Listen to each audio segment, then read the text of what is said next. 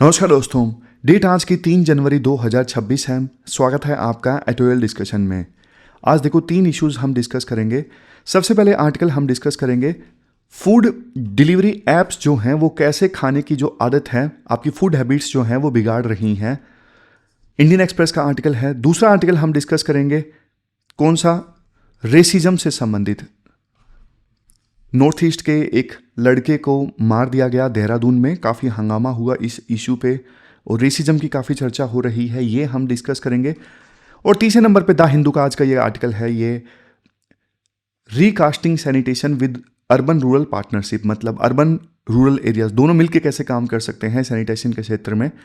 और कुछ लोगों ने बोला कि ऐप पर जो बैच है वो एक्सपायर हो गया है, मैंने बोल दिया है बैच को रिन्यू करने के लिए। और चलिए डिस्कशन स्टार्ट करते हैं। आगे बढ़ने से पहले कुछ लोग बार बार पूछ रहे थे कि सर उड़ान कब आएगी। कल मैंने टेलीग्राम चैनल पे उड़ान डाल दी है, तो ये टेलीग्राम चैनल का नाम है और आप ये कोड स्कैन करके टेलीग्राम चैनल तक पहुंच सकते हो और सारी जो उड़ान मैगजीन्स हैं वो डाउनलोड कर सकते हो। अब चलिए डिस्कशन स्टार्ट करते हैं। इसके बाद next article, food delivery applications की वजह से कैसे हमारी फूड हैबिट्स जो हैं वो चेंज हो रही हैं, इस इशू से संबंधित है। आप देखो कौन कौन से सिलेबस के टॉपिक से इस आर्टिकल को रिलेट कर सकते हो। सबसे पहले जीएस पेपर 2 में हेल्थ एंड गवर्नेंस है, वहां से इस आर्टिकल को रिलेट किया जा सकता है। जीएस पेपर 3 में फूड प्रोसेसिंग जो इकोनॉमी का टॉपिक है, वहां से इस आर्टिकल को रिलेट किया जा सकता है। और ना आर्टिकल में एक थ्योरी है नज थ्योरी, वो एथिक्स से आप उस नज थ्योरी को रिलेट कर सकते हो। चलिए डिस्कशन हम स्टार्ट करें इस आर्टिकल की। ये सारे जो एस्पेक्ट्स हैं इस आर्टिकल में हम डिस्कस करेंगे। सबसे पहले फूड ऐप्स का मार्केट साइज क्या है, कैसे ये ऐप्स हम सबको बीमार बना रही हैं, और फूड सेफ्टी एंड रेगुलेशन वाली जो अथॉरिटी है वो कहाँ पे फेल हो रही है, फिर नज थ्योरी और वो सब हम डिस्कस करेंगे। सबसे पहले आप कंटेक्स्ट समझिए। अभी देखो, आपको पता है फेस्टिव सीजन गया है, क्रिसमस गया है, नया साल गया है, लोगों ने खूब पार्टियां की, वो बात अलग है। हम लोगों ने नहीं की, हम तैयारी में ही व्यस्त रहे। इवन लेट नाइट तक स्ट्रीमिंग हुई है, किचन में खाना बना नहीं। ज़्यादातर लोगों ने खाना कहाँ से मंगवाया, बाहर से, फूड डिलीवरी एप्लीकेशन से। देखो ये जो जोमेटो और स्विगी वाली एप्लीकेशंस है ना, आज एक प्रकार से ना हमारी किचन का एक्सटेंशन बन गए हैं। मतलब पैसा दो, जल्दी से खाना मंगवाओ, तो हमारे किचन का पार्ट ही बन गए हैं ये एप्लीकेशंस जो हैं। हमें देखो सुविधा लगती है कि हाँ भाई जल्दी से खाना आ जाता है 15-20 मिनट में, आधे घंटे में। लेकिन राइटर बोलते हैं देखो ये सुविधा नहीं है, ये कन्वीनियंस नहीं है, ये आपका एक प्रकार से सरेंडर है। मतलब हमने देखो अपनी हेल्थ को ना सरेंडर कर दिया है इन एप्लीकेशंस के सामने। या फिर यूं बोले, हमारी जो तत्कालिक इच्छा होती है ना, कुछ खाने का एकदम से मन करता है, तो उस इच्छा के सामने हमने हमारी जो हेल्थ है उसको सरेंडर कर दिया है। आप ना इस मार्केट का साइज देखिए। 2023-24 में ना इस सेक्टर का जो ग्रोस आउटपुट था वो था 1.2 लाख करोड़। 2023-24 की बात है। सोचो देखो, इकोनॉमी से भी तेज ग्रो कर रहा है ये सेक्टर। यहां पे देखो, growing faster than the overall economy. Restaurants खुश हैं, गवर्नमेंट को टैक्स मिल रहा है, गवर्नमेंट भी खुश है, लेकिन कंज्यूमर का क्या, उसे क्या मिल रहा है। अब यहां पे ना आप एक टर्म याद रखो, इंस्टेंट ग्रेटिफिकेशन। ये जो पिछली स्लाइड पे टर्म थी ना, इंस्टेंट ग्रेटिफिकेशन, एक सेकेंड रुको, ये टर्म है इंस्टेंट ग्रेटिफिकेशन। एप्स देखो आपको ना वो देते हैं जो आपका मन चाहता है, वो नहीं जो आपके शरीर को चाहिए। आपका मन किस से खुश होता है, ये जो एप्लीकेशंस हैं वही प्रोवाइड करती हैं। आप थोड़ा डीप चलो, प्रॉब्लम क्या है। देखो सिर्फ खाना ऑर्डर करने में प्रॉब्लम नहीं है, प्रॉब्लम है फ्रीक्वेंसी एंड क्वालिटी की। प्लेटफॉर्म्स आपको ना हाइपर टारगेटेड एड्स देते हैं। आपको क्या पसंद है उसी चीज की जो एड है आपको बार बार दिखाई जाएगी। नोटिफिकेशंस आते हैं। नोटिफिकेशंस कैसे आते हैं, भूख लगी है बिरयानी ऑर्डर करो, अब ये जो नोटिफिकेशंस होते हैं ना, ये रैंडम नहीं होते। ये नोटिफिकेशंस जो होते हैं ना कि भूख लगी है, बिरयानी ऑर्डर करो, ये नोटिफिकेशंस देखो एल्गोरिथम के द्वारा ड्रिवन होते हैं। मतलब सोचे समझे गए होते हैं और पर्सनलाइज्ड होते हैं। जिसको जो चीज़ पसंद है, पास्ट में जिसने जो चीज़ ऑर्डर करी है ना, तो एल्गोरिथम को पता है कि जैसे महेश है, महेश जो है वो छोले भटूरे ज़्यादा खाता है, तो एल्गोरिथम उसको इस प्रकार से टारगेटेड एड शो करेगा, महेश छोले भटूरे खाओगे, समझ रहे हो। और ये जो रेस्टोरेंट फूड है, स्पेशली जो डिलीवरी के लिए होता है, वो देखो HFSS वाला होता है, यानी high in calories, salt and sugar. इसमें अक्सर देखो अल्ट्रा प्रोसेस्ड इंग्रेडिएंट्स होते हैं खाने को टेस्टी बनाने के लिए, और जो खाने का टाइम है, सेल्फ टाइम है, उसे इंक्रीज करने के लिए।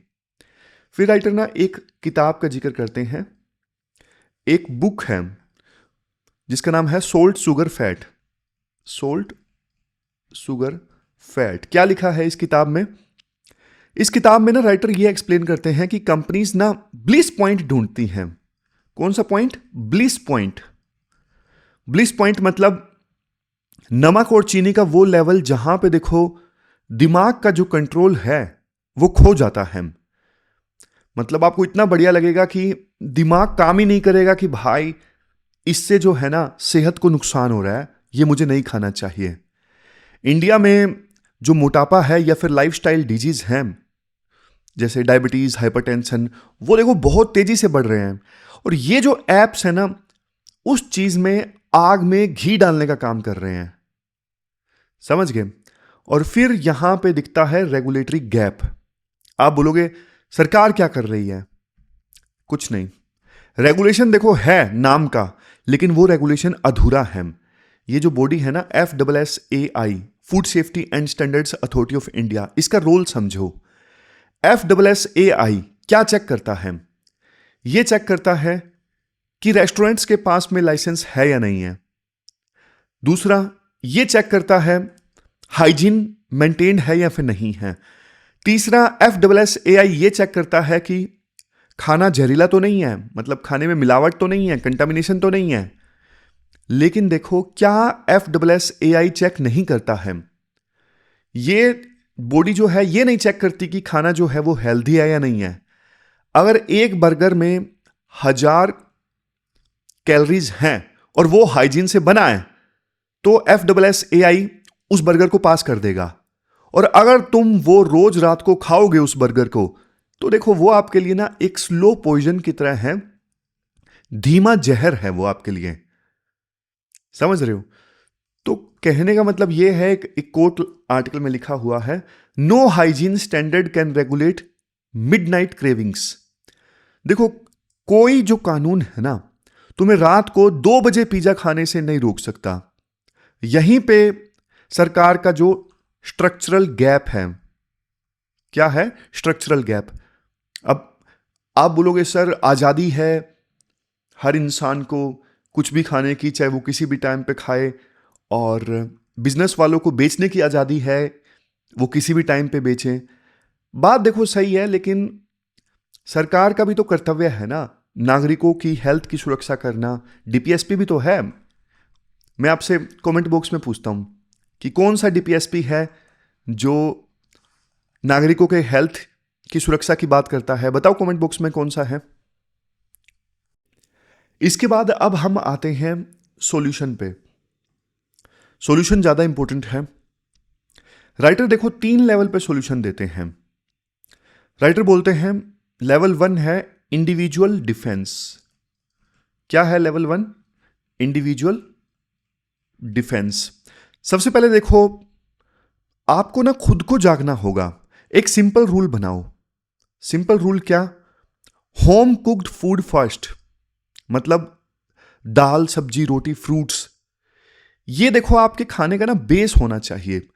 ऑनलाइन ऑर्डर करो सिर्फ तब जब देखो आपको दोस्तों को पार्टी देनी हो। हाँ, नई नई गर्लफ्रेंड बनी है, बॉयफ्रेंड बना है, पार्टी देनी है, तब आप ऑनलाइन एप्लीकेशन से फूड ऑर्डर कर दो, रूटीन में नहीं। कि आज तो मैं 1 घंटा फालतू पढ़ लिया, तो इसलिए अब मैं ऑनलाइन कुछ ऑर्डर कर देता हूं खाने के लिए। नहीं, ऐसा नहीं। जब देखो ऑर्डर करो तो स्मार्ट बनो, मतलब फ्राइड ऑर्डर मत करो, आप ग्रिल्ड ऑर्डर करो। रिफाइंड मैदा के बदले आप जो वोल ग्रेन्स है वो चूज करो।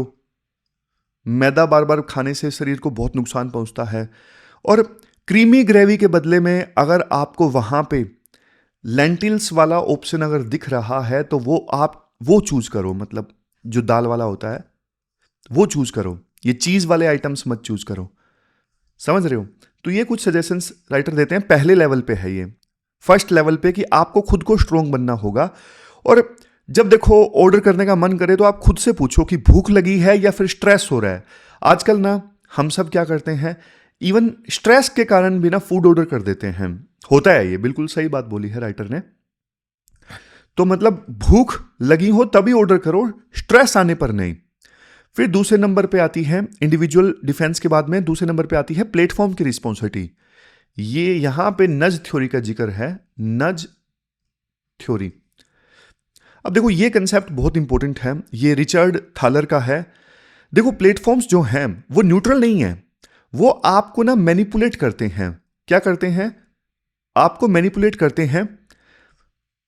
क्यों ना वो आपको ना अच्छे के लिए मैनिपुलेट करें, ना कि बुरे के लिए। मतलब आइडियाज क्या हैं? जैसे एल्गोरिथम को ना इस प्रकार से ये प्लेटफॉर्म्स ट्वीक करें, पहले आपको हेल्दी ऑप्शंस दिखाए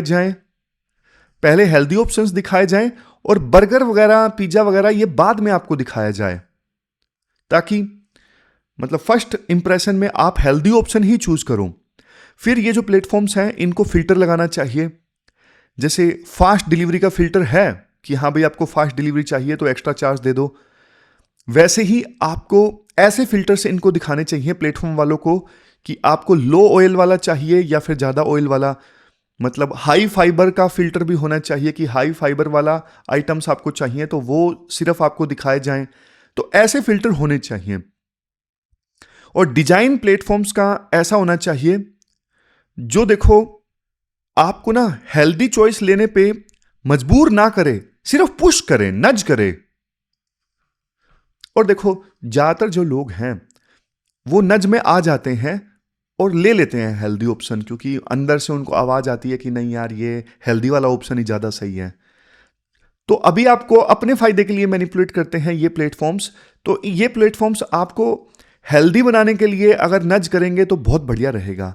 फिर तीसरा लेवल पे सॉल्यूशन राइटर देते हैं पब्लिक पॉलिसी, यानी सरकार का रोल। यहां पे देखो सबसे बड़ा बदलाव होना चाहिए। एक इंडेक्स की बात करते हैं राइटर, हेल्थ इंडेक्स।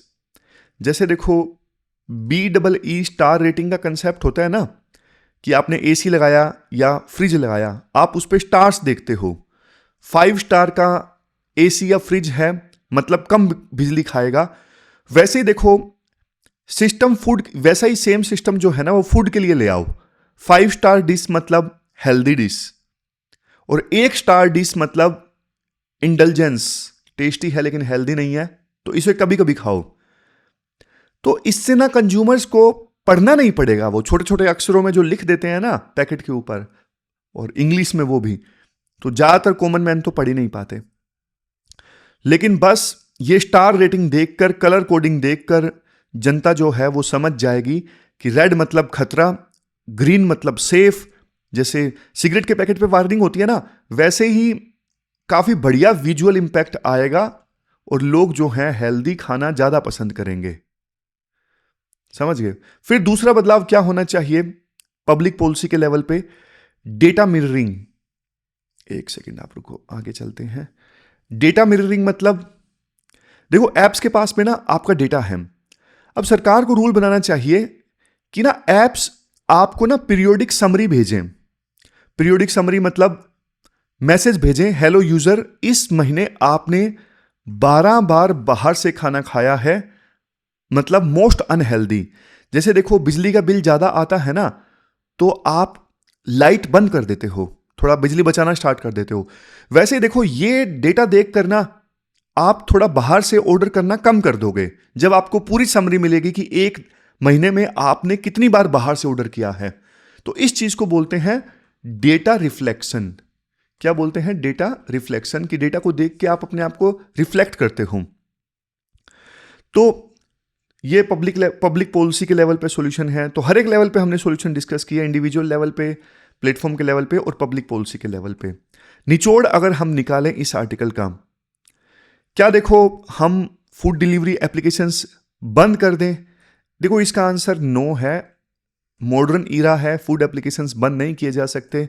सुविधा लोगों को मिली है, इतने लोगों को रोजगार मिला है, स्मॉल जो छोटे छोटे रेस्टोरेंट्स हैं उनको बिजनेस मिला है, और जो बिजी हाउस होल्ड्स होते हैं उनको हेल्प भी मिली है कि वो बाहर से खाना मंगवा लेते हैं। लेकिन कन्वीनियंस और हेल्थ के बीच में ना बैलेंस अपने को ढूंढना पड़ेगा। और ये शिफ्ट देखो तभी आएगा जब देखो इंडिविजुअल लेवल पे हम डिसिप्लिन मेंटेन करें, और जो प्लेटफॉर्म है थोड़ा रिस्पॉन्सिबल ढंग से डिजाइन हो, और सबसे लास्ट में सरकार स्मार्टली इस सेक्टर को रेगुलेट करें। तो ये हमने पूरा आर्टिकल डिस्कस किया। चलते हैं आगे। इसके बाद नेक्स्ट आर्टिकल देखो, racism against north east Indians से संबंधित है। आप इसे ना जीएस पेपर 1 सोसाइटी से और जीएस पेपर 3 इंटरनल सिक्योरिटी से भी इस आर्टिकल को रिलेट कर सकते हो। ये सारे जो एस्पेक्ट्स हैं हम इस आर्टिकल में डिस्कस करेंगे। डीयू टीचर के साथ में क्या हुआ, कैजुअल रेसिज्म को समझेंगे, नीडो तानिया और अंजेल चकमा का तो केस अभी रिसेंट का है। त्रिपुरा का एक लड़का जो नॉर्थ ईस्ट से था जिसकी हत्या कर दी गई देहरादून में, काफ़ी सुर्खियों में आया ये मामला। और बेज बरुआ जो कमेटी थी वो क्या थी, हमारी सोसाइटी का फेलियर, ये सब डिस्कस करेंगे। सबसे पहले ना आप एक सिनेरियो इमेजिन कीजिए। एक एग्जाम हॉल है, वहाँ पे ना एक सीनियर टीचर एंटर करते हैं, और वो देखो 25 साल से पढ़ा रहे हैं टीचर, काफ़ी सीनियर टीचर हैं, वो डीयू के प्रोफेसर हैं। जैसे ही वो एग्जाम हॉल के अंदर घुसते हैं, आवाज आती है चिंग चोंग। ये एक रेशियल कमेंट था। सोचिए कमेंट किसने किया? एक स्टूडेंट ने। वो जो स्टूडेंट था वो टीचर से डर नहीं रहा था, वो ये एक्सपेक्ट कर रहा था कि कुछ नहीं होगा ऐसा बोलने से, बस स्टूडेंट्स हंसेंगे और मैं कूल दिखूंगा। तो यहां पे देखो दो बातें जो हैं वो क्लियर होती हैं कि पहली चीज, वो जो टीचर था ना वो नॉर्थ ईस्ट इंडिया से है, और एटीट्यूड स्टूडेंट को लगता है कि ये फनी है। अगर देखो एक प्रोफेसर जो अथॉरिटी है वो सेफ नहीं है, उसके खिलाफ इस प्रकार से रेशियल कमेंट्स किए जाते हैं, रेसिज्म होता है, तो एक आम नॉर्थ ईस्ट के स्टूडेंट कैसे सेफ होंगे आप बताइए। इसे हम बोलते हैं रेसिज्म का नॉर्मलाइजेशन, यानी गलत चीज को बिल्कुल नॉर्मल मान लेना। राइटर बात करते हैं कैजुअल रेसिज्म की। आप ध्यान दीजिएगा, देखो रेसिज्म जो है सिर्फ मारना पीटना नहीं होता। रेसिज्म जो है वो शुरू होता है वर्ड से। कॉमन गालियां जो यूज होती हैं, चिंकी, मोमो, चाइनीज, नेपाली, ये जो वर्ड्स हैं ये देखो कैजुअल रेसिज्म का पार्ट हैं। लोग कहते हैं अरे मैं तो मजाक कर रहा था, लेकिन ये मजाक नहीं है, ये एक प्रकार से ना मेंटल वायलेंस है। इससे ना जो विक्टिम है वो फील करते हैं कि मैं तो अलग हूं, मैं अदर्स फील करते हैं, उसे लगता है कि वो इंडिया का पार्ट है ही नहीं। तो प्रॉब्लम ये है कि मतलब ये कमेंट करने वाला जो लड़का है वो अनपढ़ नहीं था। वो लड़का जिसने ये टीचर के अगेंस्ट कमेंट किया चिंग चोंग, वो जो लड़का था वो अर्बन मिडिल क्लास का था, वो एजुकेटेड था। इसका मतलब तो देखो एजुकेशन सिस्टम में ही फ्लॉ है कि जब एक पढ़ा लिखा लड़का भी, वो भी अर्बन मिडिल क्लास से ऐसा कमेंट कर रहा है, तो इसका मतलब एजुकेशन में ये चीज उसको सिखाई नहीं गई है। यही दिक्कत है। हम देखो सिर्फ डिग्रीज बांट रहे हैं लेकिन वैल्यूज नहीं बांट रहे हैं। पढ़े लिखे लोगों में भी वैल्यूज नहीं है। जब देखो हम छोटी गालियों को इग्नोर करते हैं ना, तो फिर बड़ी घटनाएं जो हैं फिर बाद में होती हैं। आर्टिकल में 2 बड़े एग्जाम्पल्स दिए गए हैं। जैसे पहला एग्जाम्पल है नीडो तानिया का, काफी फेमस केस हुआ था ये नीडो तानिया।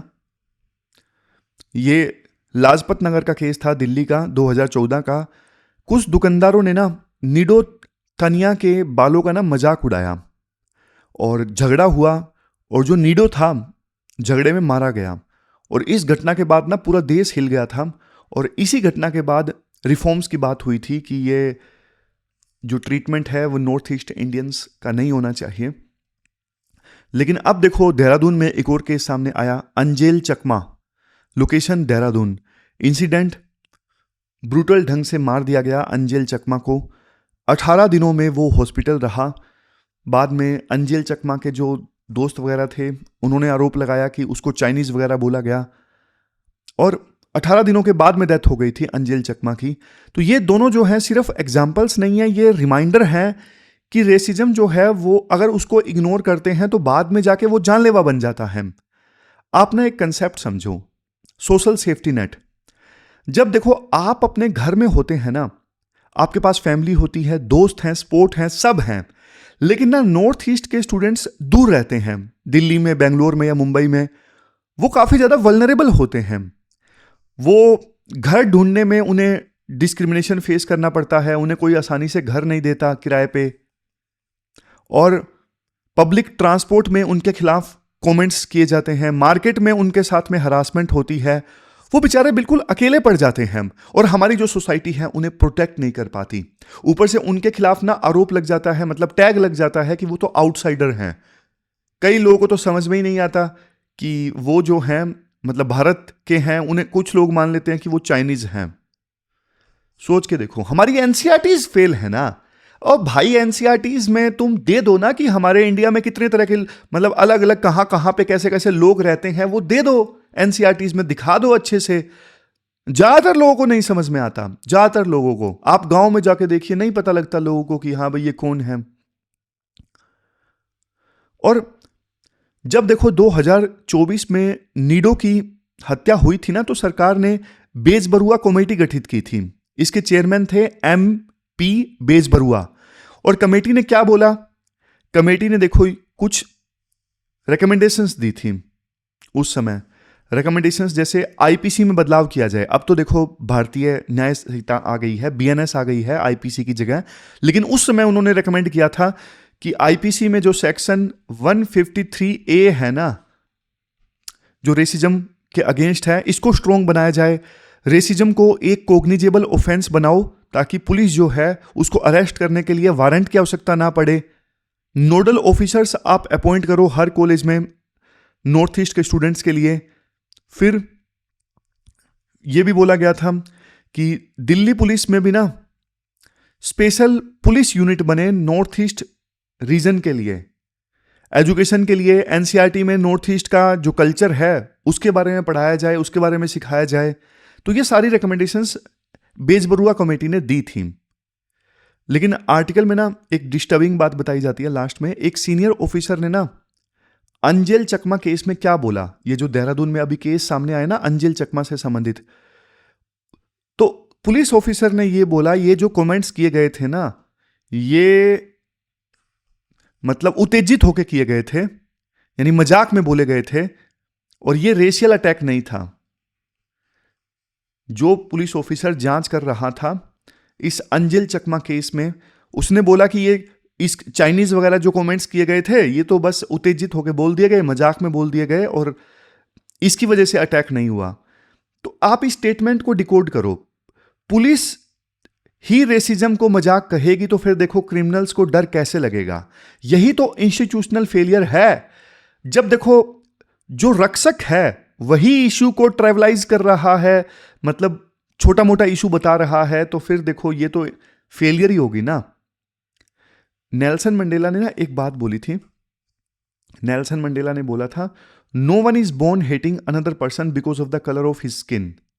मतलब ये जो नफरत है ना, ये जन्म के साथ नहीं आई, ये सिखाई गई है, और इसे मिटाया भी जा सकता है। लेकिन कैसे? तो वे फॉरवर्ड में राइटर बताते हैं, सबसे पहले ना मैंडेटरी सेंसिटाइजेशन होना चाहिए, लोगों को संवेदनशील बनाया जाए। और ये सेंसिटाइजेशन सिर्फ स्टूडेंट्स के लिए नहीं बल्कि टीचर्स और स्टाफ के लिए भी होना चाहिए। हर इंस्टीट्यूशन में वर्कशॉप्स होनी चाहिए। ये उनको सभी लोगों को समझाना होगा कि चिंकी बोलना कूल नहीं है, ये एक प्रकार का अपराध है, क्राइम है। फिर जीरो टॉलरेंस पॉलिसी की बात राइटर करते हैं। जब देखो रैगिंग के खिलाफ कानून है, वैसे ही देखो जो ये रेशियल गालियां होती है ना, इनके खिलाफ भी स्ट्रिक्ट एक्शन का प्रोविजन होना चाहिए। आर्टिकल में जिस स्टूडेंट की बात की गई ना शुरुआत में, जिसने टीचर के अगेंस्ट कमेंट किया, चिंगचोंग, वो देखो छूट गया, सॉरी बोल के छूट गया। लेकिन एक एग्जाम्पल सेट होना चाहिए ऐसी घटनाओं में। मतलब स्टूडेंट का जो फ्यूचर है वो बर्बाद ना करो, लेकिन उसे सिखाया जाए और एक एग्जाम्पल सेट होना चाहिए। तीसरे नंबर पे कॉन्स्टिट्यूशनल वैल्यूज की बात की जाती है।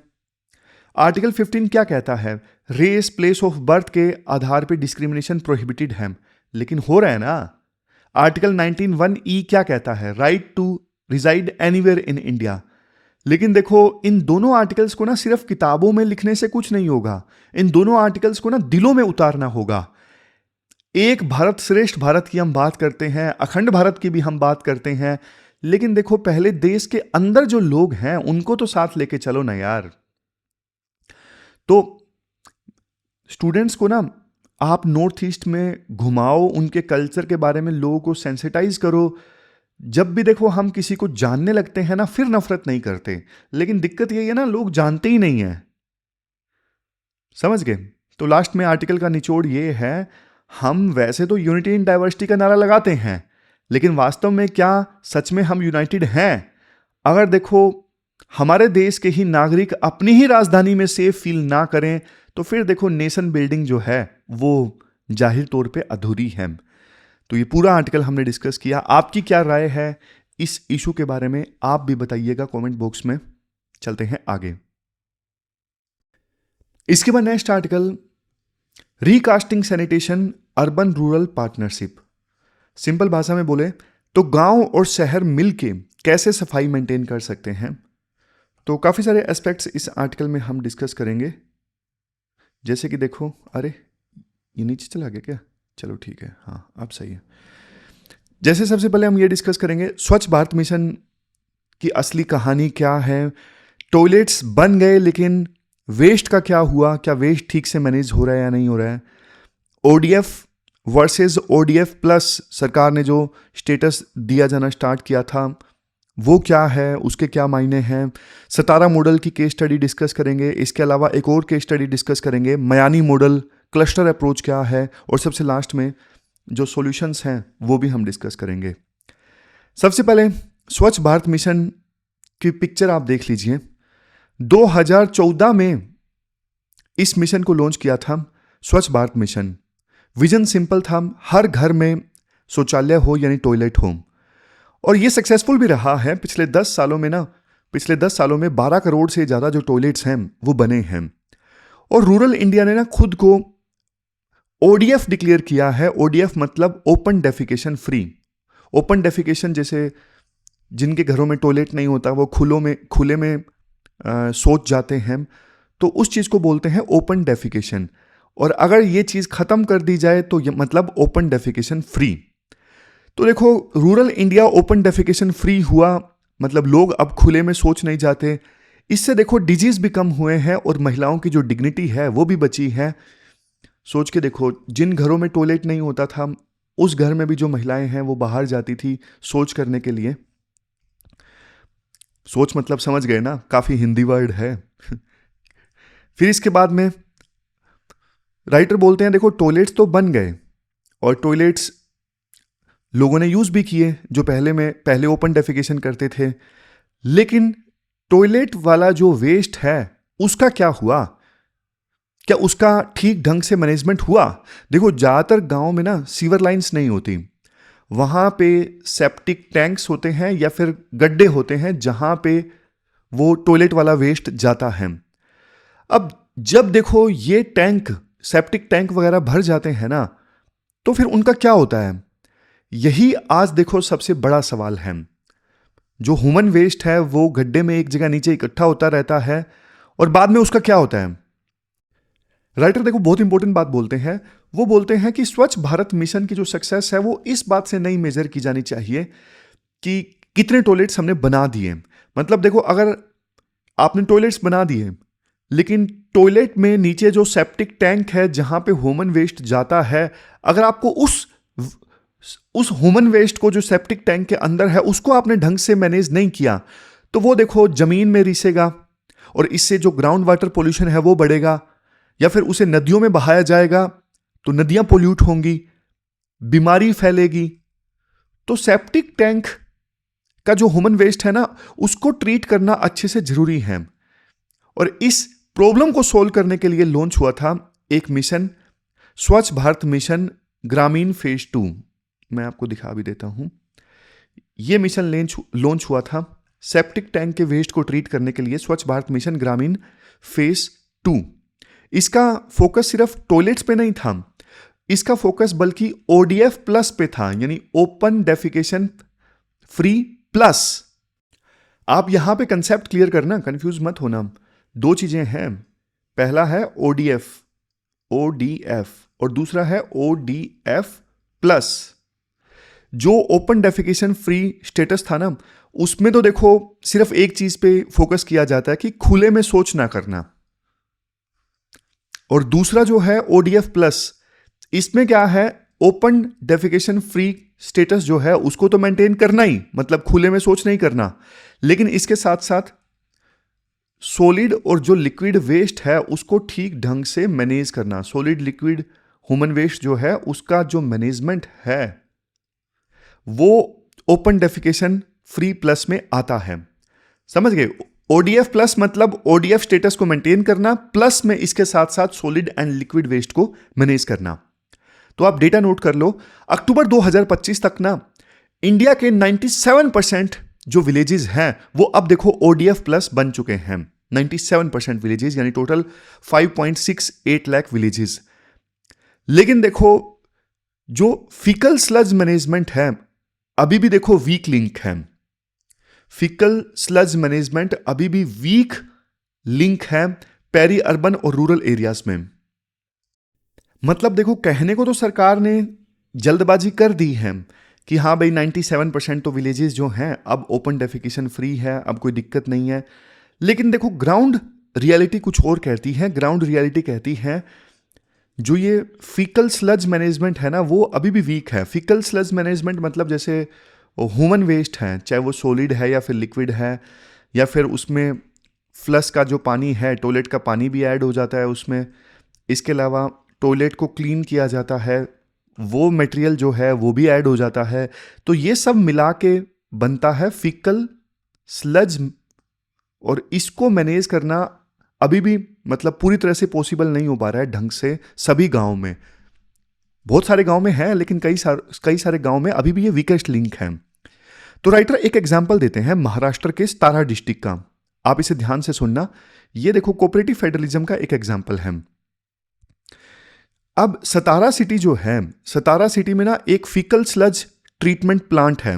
फीकल स्लज में क्या क्या आता है मैंने ये सब आपको बताया। तो सतारा में ना एक फीकल स्लज ट्रीटमेंट प्लांट है, और कैपेसिटी कितनी है? कैपेसिटी है आप मान लीजिए 65 किलोलीटर्स पर डे। प्रॉब्लम ये है, ये जो प्लांट है ना अपनी फुल कैपेसिटी पर नहीं चल रहा था, अंडर यूटिलाइज्ड था।